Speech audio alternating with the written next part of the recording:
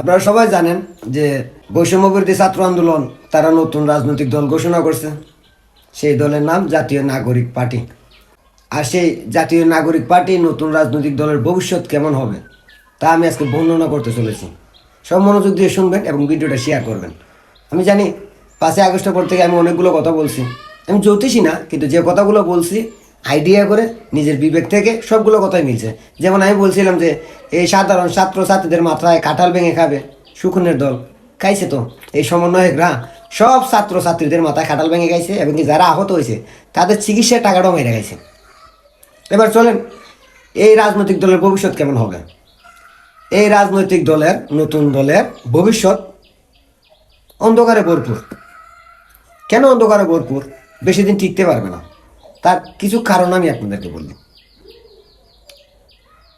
প্রথম কারণটা ধরেন মিথ্যে কথা। এই নতুন রাজনৈতিক দলের যারা নেতৃত্বে আছেন তারা জুলাই আন্দোলনের পর অভ্যুত্থানের পর কি বলছিল যে আমরা বাংলাদেশের প্রত্যেকটা শিক্ষা প্রতিষ্ঠানে ছাত্র রাজনীতি চাই না, নিষিদ্ধ করে দেব, ছাত্র রাজনীতি আমরা করতে দেব না। কিন্তু কি হইল? সবাইকে বলল ছাত্র রাজনীতি বন্ধ, এখন নিজেরাই ছাত্র রাজনৈতিক দল গঠন করলো। মিথ্যা কথা একটা গেছে। তারপরে এই যে নাহিদ ইসলাম, সে 2 দিন আগেও বলছে যে আমি কোনো রাজনীতি করতে চাই না, রাজনৈতিক দলে যুক্ত হবে কিনা জানি না। কিন্তু 2 দিন পরেই সে কি করলো? সে জাতীয় নাগরিক পার্টির প্রধান হয়ে গেল।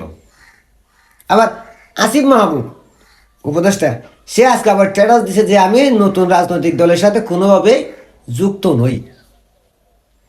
প্রাইভেট বিশ্ববিদ্যালয় এদেরকে বললো যে তোমরা আমরা সাথে আসো, আমরা তোমরা সাথে আছি, কিন্তু এখন দেখা যায় প্রাইভেট বিশ্ববিদ্যালয়গুলোকে ধাক্কা দিয়ে ফেলে দিয়েছে, তাদের উপরে হামলা পর্যন্ত করছে। এত মিথ্যে বলার পরও যদি আপনারা বলেন যে এদের উপরে এখন বাংলাদেশের মানুষের 10% আস্থা আছে, তাহলে আমি এটা মানতে পারবো না। বাংলাদেশের মানুষের সব কিছু দখল করা যায়, কিন্তু বিশ্বাস জিনিসটা যদি কেউ ভেঙে দেয় সেই বিশ্বাসটা আর ফিরিয়ে আনা যায় না।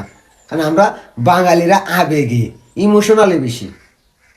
ওরা আমাদেরকে, বাংলাদেশের মানুষকে যে স্বপ্ন দেখাইছিল বৈষম্যহীন বাংলাদেশ, বৈষম্য বিরোধী বাংলাদেশ, তারা নিজেরাই বাংলাদেশে বিশাল বড় এক বৈষম্যের কারিগর হয়ে দাঁড়াইছে। সব দিকে বৈষম্য।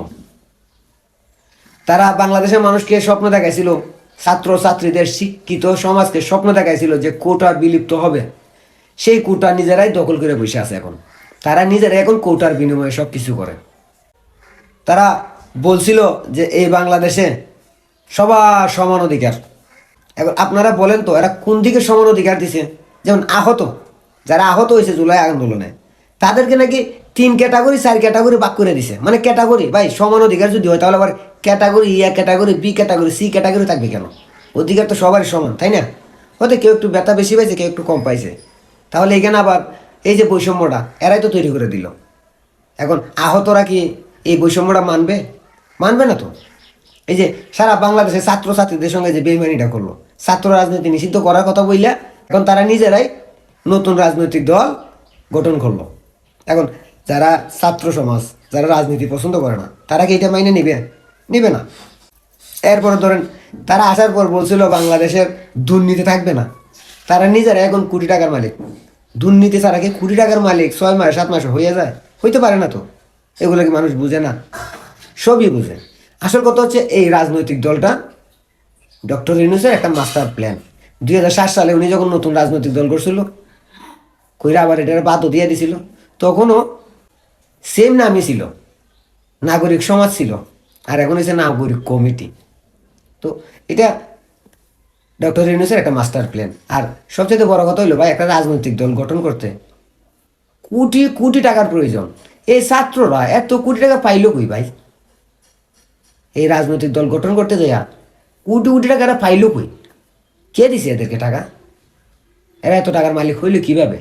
এই প্রশ্নগুলো এখন প্রত্যেকটা মানুষের অন্তরে। যে ছাত্ররা মানে ঠিকমতো টিউশনই করতো, ভালো গেঞ্জি পরতে পারতো না, ভালো জুতা কিনতে পারতো না, তারা আজকে কোটি টাকার মালিক, হাতে আইফোন, BMW গাড়ি চালায়। সেই ছাত্ররা আজকে এত কোটিপতি, নিজের রাজনৈতিক দল গঠন করতেছে কোটি কোটি টাকা খরচা কইরা। এই টাকা এরা কই থেকে পাইল? এগুলো এখন প্রত্যেকটা মানুষের প্রশ্ন। আর তাই এই রাজনৈতিক দলের ভবিষ্যৎ অন্ধকার, কারণ এরা মিথ্যে দিয়ে শুরু করছে, আর যেটা মিথ্যে দিয়ে শুরু হয় ওইটা কখনোই চিরস্থায়ী হয় না, ক্ষণস্থায়ী। যত দিন যাবে এই রাজনৈতিক দলের ইমেজ ততই কমতে থাকবে, কারণ এদের নিজেদের মধ্যে নেই খাই খাই পার্টির স্বভাব, যা প্রমাণিত। এরপরে আরবার ধরেন, এখন রাজনৈতিক দল ঘোষণা হয়ে গেছে, এখন তো আর অন্য যে রাজনৈতিক দলগুলো আছে তারা তো আর এদেরকে বৈষম্য বিরোধী ছাত্র নেতা বলবে না, এখন বলবে জাতীয় নাগরিক পার্টির নেতা নেত্রী বা কর্মী। তখন তো তারা প্রতিপক্ষ হিসাবে নিবে, তো ওই দিক দিয়ে চিন্তা করতে হবে। তাই আমার মতে এই রাজনৈতিক দলের ভবিষ্যৎ অন্ধকার। আর আপনাদের যদি কোনো যুক্তি থাকে আমার সাথে না মিলা, তাহলে অবশ্যই কমেন্টে জানাবেন।